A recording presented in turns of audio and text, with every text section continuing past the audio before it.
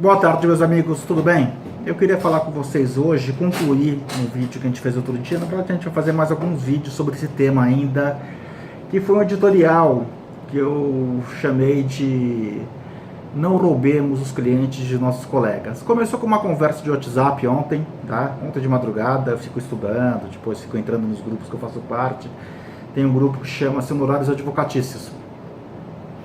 E daí um rapaz jovem comentou que acabou de pegar uma ação trabalhista, é bastante interessante, eu não sou da área, mas eu vendo o direito que está em questão ali, parece ser uma ação que talvez supere 1 milhão, 1,5 milhão de reais. Daí eu peguei, ele estava com dúvidas sobre como formular um contrato de honorários, etc., quanto cobrar do cliente. Procurei passar minha experiência para ele, tenho 20 e tantos anos de advocacia, né? Daí eu escrevi para ele a seguinte mensagem: dica do dia, Leandro. Tenho uma certa experiência com a de elevado valor de causa e vou te contar uma coisa. Na hora que você ganhar o processo, que mais aparecerão são advogados que mentirão ao seu cliente para tentar tomar-lhe a causa. E se o cliente não for de tentar reduzir o quanto você vai receber, irá mudar de advogado. Cerque-se muito bem esse contrato de honorários e guarde-o muito bem. Já tive casos parecidos na minha vida e apenas um deles apenas, eu não fui substituído. Daí a conversa vai, a conversa flui um pouco, um outro colega vem, comenta que outros fatores concorrem para a substituição do advogado, que não necessariamente é má fé do cliente. Daí eu peguei e falei, olha, eu até posso. Daí um colega, acho que o nome Sérgio, ele fala, estou com um caso parecido, uma construtora que processou meu cliente, foi condenado e tal, e o juiz de primeira instância sentenciou 400 mil reais de sucumbência. Após o recurso, à parte, meu cliente se constituiu, né? Bom, daí vamos lá, gente. Eu achei que daí um outro colega também falou, não, mas eu estou com um caso parecido de despejo também. Saiu o mandado de despejo e meu cliente me mandou cartinha me mandando embora do processo. Sabe o que eu acho curioso desse tipo de questão, meus amigos? Eu vou te falar. Eu acho curioso que assim, essa quebra de confiança por parte do cliente sempre acontece depois que o processo é ganho. Até o processo ser ganho, o cliente confiava, mas na hora que o advogado ganha uma indenização de 500 mil, 1 milhão, 2 milhões, 5 milhões de reais, nada, aí o cliente deixou de confiar no advogado. Aquele advogado deixou de ser bom. E daí aparece um monte de engenheiro de obra pronta, né? Eu tive uma situação dessas que meu advogado, o Dr. Ricardo Vedo Leitão, tive o prazer de ter como colega de escritório, mentor na minha carreira como advogado, chefe, professor de faculdade, inclusive. Ele citou uma frase que eu achei ótima uma vez, uma ação de cobrança de honorários que ele fez para mim, tá? E tava uma briga para discutir quanto que era, que eu tinha porcentagem da sucumbência, se era X, se era Y, se era Z. E ele usou uma figura de linguagem que eu copiei, essa frase não é minha.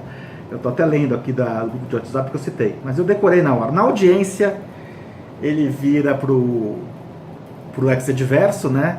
Pro advogado que, no caso, roubou meu cliente de mim, e é isso daí mesmo. Esse advogado roubou meu cliente de mim, mas eu consegui reaver todos os honorários que eram meus de direito. Mas ele usou uma figura de linguagem que eu achei fantástica. Ele pegou e falou, excelência, meu cliente, que no caso era eu, pintou a Capela Sistina. Agora vem outro profissional, dá uma demão de tinta e quer dizer que a obra é dele, né? É assim, gente, sinceramente ele conseguiu traduzir 2.000 páginas de um processo nessa frase, tá? E é exatamente isso que acontece muitas vezes com a gente, né? Daí vem um colega aqui, para não expô-lo, eu não vou citar o nome dele, mas ele fala, não, doutor, mas veja bem, não é assim, né? Porque tem situações diferentes, tal. E daí no final das contas ele acaba falando, mas todo mundo faz. Eu vou citar textualmente o que ele fala. Ele fala que a minha teoria é muito bonita, tá? É muito bonita, mas na prática é inviável, porque tem colegas que vão pegar essas ações, né? Que vão fazer isso. Eu peguei e falei, bom, colega, esse é o argumento, desculpa falar desses termos, mas não tem outro termo para falar. Esse é o argumento do estupro coletivo, sabe? Tá a moça sendo estuprada, e daí o sujeito pega e fala, poxa vida, eu não queria estuprar. Mas está todo mundo lá estuprando? Só eu que vou ficar na vontade? Só eu que vou ser o otário? De não participar junto do estupro? Sinceramente, olha, sem demérito algum a quem dirige Uber, até porque eu acho que qualquer trabalho lícito é digno, não existe trabalho indigno. Indigno é roubar dos outros. Se um dia eu tiver que mentir para alguém para pegar um cliente, ou para pegar algo que não é meu, desqualificar o trabalho de um advogado, sinceramente, eu largo a advocacia e vou me dedicar apenas a dar aulas. E se de repente eu não conseguir ganhar o que eu quero ganhar apenas dando aulas, eu vou dirigir um Uber sem drama algum na minha vida. Isso não é correto, tá?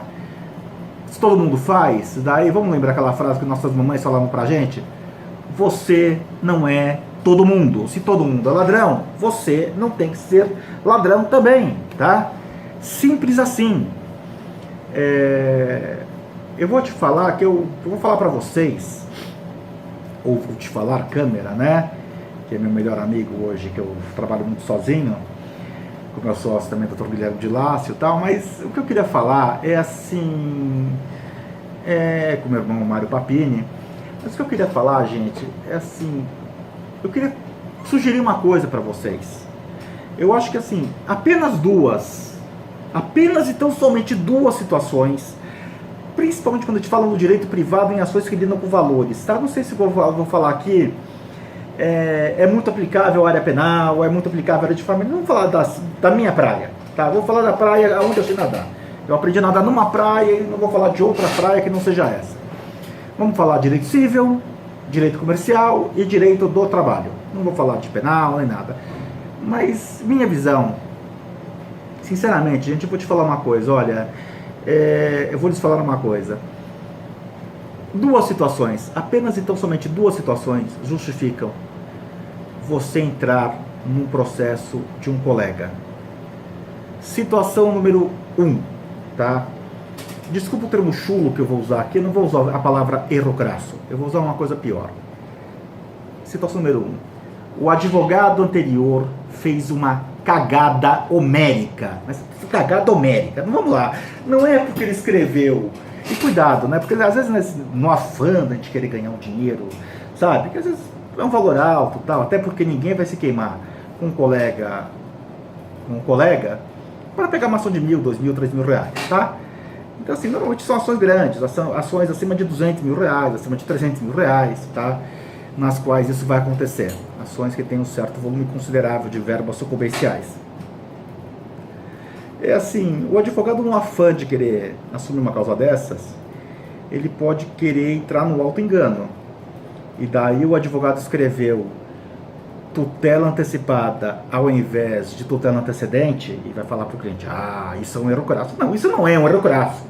Você escrever autor e réu na apelação, ao invés de escrever apelante e apelado, não é erro crasso. Você escrever autor e réu no agravo de instrumento, ao invés de escrever agravante e agravado, também não é erro crasso.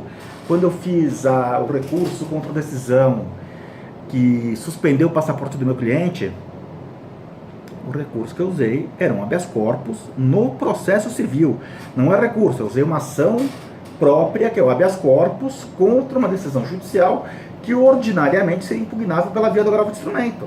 Foi aceito. Então, tomemos cuidado para falar o que é erro crasso e o que não é erro crasso.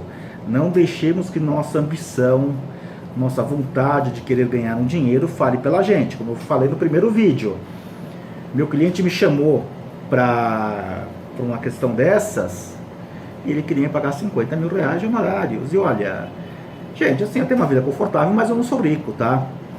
E todo mundo fica com a autoestima muito melhorada acordando numa segunda-feira pela manhã com 50 mil reais a mais na conta. Não tem quem não fique, tá?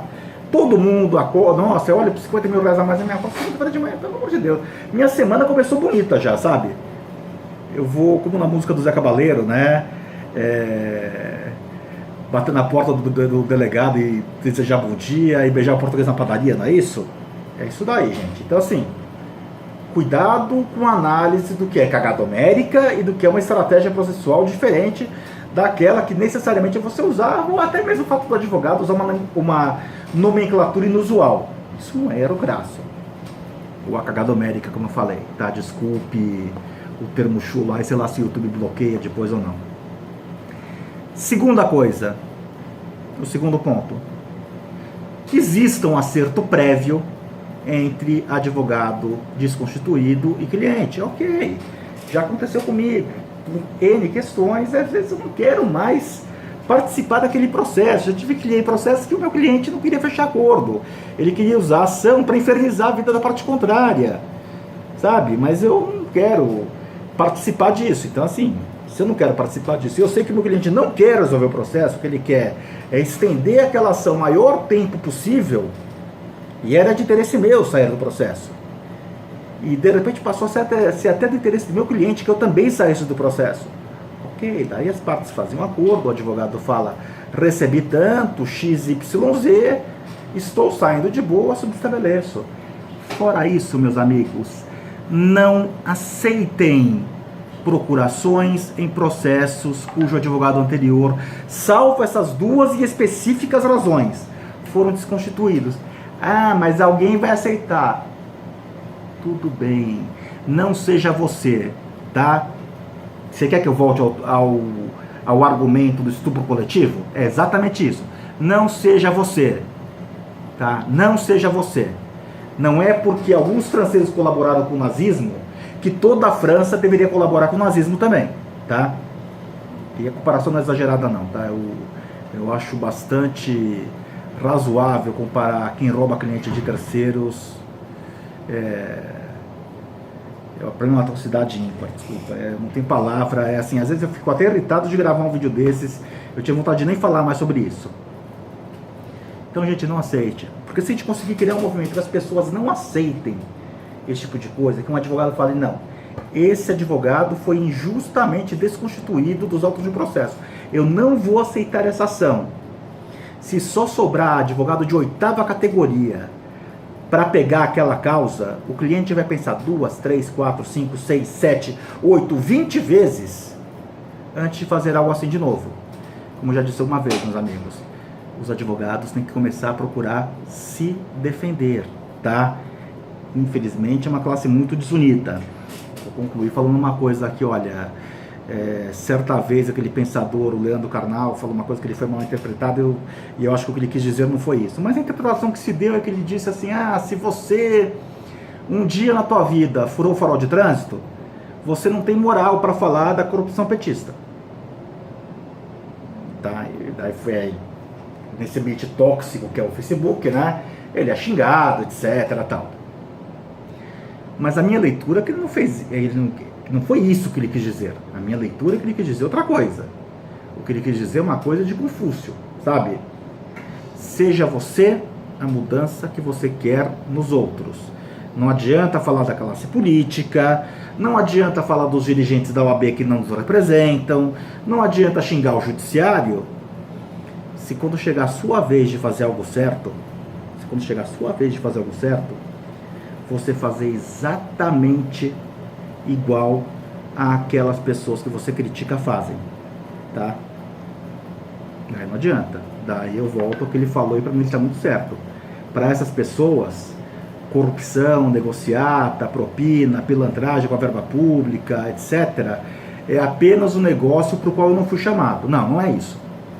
Então, assim, claro, obviamente, eu já tomei multa de carro, eu já cometi meus erros na vida, todo mundo tem a sua carga de erro para falar. Mas o fato de você eventualmente ter cometido um erro, você te dá o direito, sim, de criticar erros dos outros. E eu não entendo que ele disse algo diferente disso.